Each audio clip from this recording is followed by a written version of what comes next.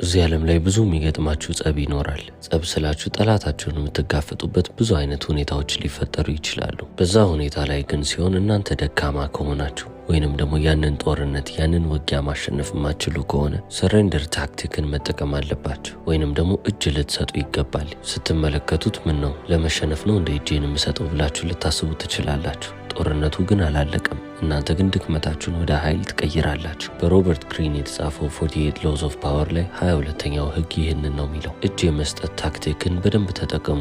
ከዛ በኋላ ድክመታችሁን ወደ ኃይል ቀይሩ። ብዙዎቻችን የምንሸወደው የክብር ጉዳይ ነው ብለን ስለምናስብ ነው። ምንም ያህል ደካማ ብንሆንም ኃይላችንን በደንብ አድርገን አጠራቅመን ጠላታችንን ለመርታት እንፈልጋለን። ሮበርት ግሪን እያለም ያለው ነገር ይህ አስተዋይ የተባለ ሰው የሚያደርገው ተግባር አይደለም። እጃችሁን ስጡ።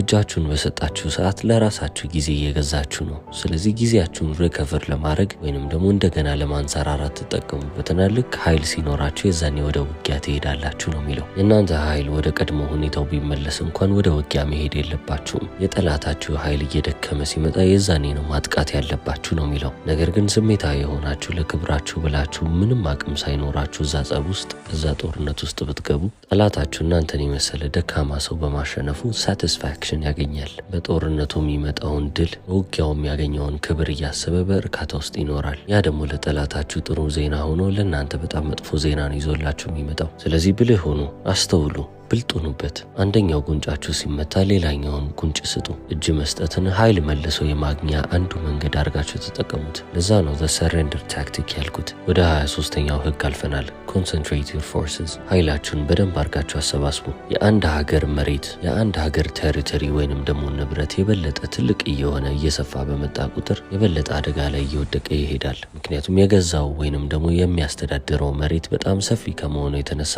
ኃይሉ ብትንትን ብሏል። ጠላትም በየትኛው በኩል እንደሚገባ እርግጠኛ አይደለም። ምክንያቱም አሁንም የያዘው መሬት በጣም ሰፊ ነውና። ስለዚህ ያቺ የሀገር ድንበሯን ማስጠበቅ ከፈለገች ግዴታ ድንበሯ በጣም ጠንካራ የሚባል ፎርስ ሊኖራት ይገባል። አንድ ሀገር በጣም ጠንካራ ነች የምትባለው ፎርሷ ወይንም ደግሞ ኃይሏ እንዳለ አንድ ቦታ ላይ ሲሆን ነው። ሙሉ ወታደሩ ሙሉ ኃይሎቿ በአንድ ቦታ ላይ ካሉ ያቺ ሀገር ማትነካ ትሆናለች። ነገር ግን መሬቷ በጣም ሰፊ ሆኖ ያ ኃይል እየተበተነ በመጣ ቁጥር በጠላት አይን ውስጥ ለመግባት በጣም ቀላል ነን። ዲቪዥን የሁሉም መጥፎ ነገር መጀመሪያ ነው። ታዲያ አሁን ይህ ህግ ለግለሰብ ምን ይሰራል እያላችሁ እያሰባችሁ ይሆናል። በደንብ ይሰራል። ኃይላችሁን፣ ጉልበታችሁን፣ ኤነርጂያችሁን ሁሉንም ነገር አንድ ማተኮር የምትፈልጉት ነገር ላይ ብቻ ታረጋላችሁ።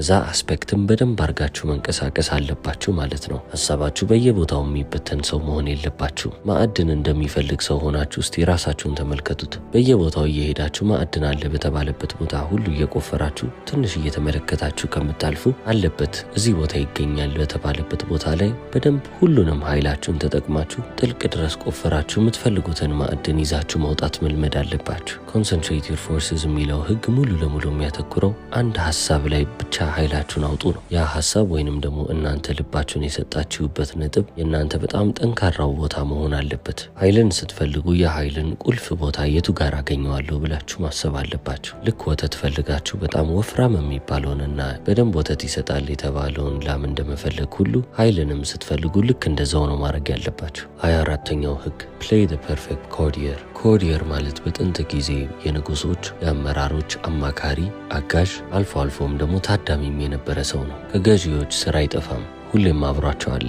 ዕለት ተዕለት የሚከናወነውን ነገር ይፈጽማል። መከታተል ያለበትንም ነገር ይከታተላል። ከንጉሶቹም ወይንም ደግሞ ከገዢዎቹም አጠገብ ወይንም ቅርብም ስለሆነ ማማከርም ባለበት መልኩ ያማክራል። ስለዚህ እነዚህ አይነት ስራዎች በዛን ጊዜ የነበረን ይህንን ሰው ኮርዲየር ያስብሉታል። ስለ ኮርዲየርሺፕ ካወራን አይቀር ደግሞ ቻርልስ ሞሪስን ሳንጠራ ማለፍ በጣም ይከብደናል። በጊዜው ምርጥ የተባለው ፖለቲሽን ማስተር ማይንድና የፍሬንቹን ገዢ ናፖሊዮን ቦናፓርትን ውድቀት ያመጣው ዋነኛው ሰው። የጣለውም በትልቅ ጦርነት ወይንም ደግሞ ሰዎች ልብ እያሉት አይደለም። የሚያደርጋቸው ነገሮች እንዳለ እስስት ያሰኙታል። ነገሮችን ሲፈጽም በውስጥና ጸጥ ባለበት መንገድ ነው። ማንም ሰው ልብ አይለውም፣ አያስተውለውም። እናንተም በዚህች ዓለም ላይ አሰባችሁትም አላሰባችሁትም ኮርዲየር ናችሁ። እንደዛ እንደዛም መሆናችሁ እያገለገላችሁ ነው። የኃይልን ወይንም ደግሞ የፓወርን ጨዋታ እየተጫወታችሁ ነው። ከተጫወታችሁ አይቀር ደግሞ ለምን ጥሩ ተጫዋች አትሆኑ? ፐርፌክት ወይንም ደግሞ ፍጹም የሚባለው ኮርዲየር ምን ያደርጋል መሰላችሁ? መገለጫዎቹን እዚህ ጋር ዘረዝርላችኋለሁ። ለጌታው ይታዘዛል፣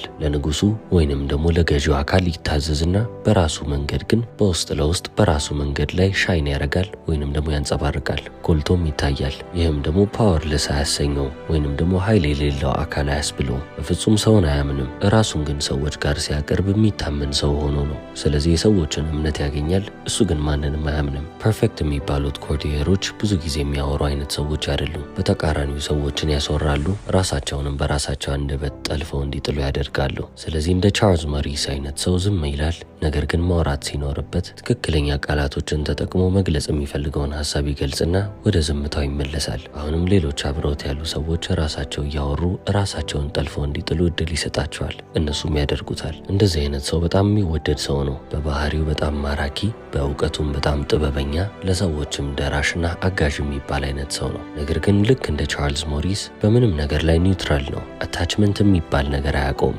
ለዚህ ጎን ነኝ ወይንም ደግሞ ለዚህ ሳይድ ወግኛለሁ የሚል ነገር የለም። ኒውትራል ነው። ለማንም አይደግፍም። ራሱን ብቻ ተማምኖ ይቆማል። እንደነዚህ አይነት ሰዎችን ስትመለከቱ ሐቀኝነት በሰው መልክ ቢገለጥ እነሱን ይመስላሉ የምትሏቸው አይነት ሰዎች ናቸው። በጣም ፌር የሆነ ጃጅመንት የሚያመጡ ወይንም ደግሞ ለማንም ሰው ሳያዳላ ቀጥተኛና እውነተኛ የሆነውን ጃጅመንት የሚያመጣ ነው። ፊቱ ላይም የምትመለከቱት ፈገግታ የውሸት አይደለም። ጄኒዌን ስማይል ወይንም ደግሞ ከልቡ ነው የሚስቀው። ሀሳቡንም አላማውንም ለደቂቃ የምትጠራጠሩት አይነት ሰው አይደለም። በጣም ትልቅ የሚባል ተሰጥኦ ወይንም ደግሞ ስጦታ እንዳለው የምንገነዘበው አይነት ሰው ሆኖ ግን የምንፈራው ሰው አይደለም። ልክ እንደ አጋዣችን፣ ልክ እንደ ረዳታችን የምንቆጥረው አይነት ሰው ነው። ኮርዲየር ወይንም ደግሞ the perfect ኮርዲየር የሚባለው እንዲህ አይነት ሰው ነው። ከገዢው ወይንም ደግሞ ከንጉሱ የበለጠ ኃይል አለው። ነገር ግን ኃይል ያለውም አይመስልም። የሆነ ነገር ቢፈጠር ቀጥታ አይኖች ሁሉ የሚመለከቱት ንጉሱን ወይንም ደግሞ ገዢውን አካል ነው። እሱ ከኋላ ነው፣ ማንም አያውቀውም። ስለዚህ ዘና ብሎ ኃይሉን ይዞ ቁጭ ይላል። ነገር ግን ከኋላ ሆነ እንጂ ሁሉንም ጉዳይ እያጣራ እያንዳንዱ ነገር ላይ ራሱን ኢንፎርም እያደረገ የሚያልፍ ሰው ነው። ከጠላት ጋር በሚደረግ ግብግብ ወይንም ደግሞ ለአንዳንድ ለህልውና ጉዳይ ሲባል መስዋዕት መደረግ ያለባቸው አካሎች ሊኖሩ ይችላሉ።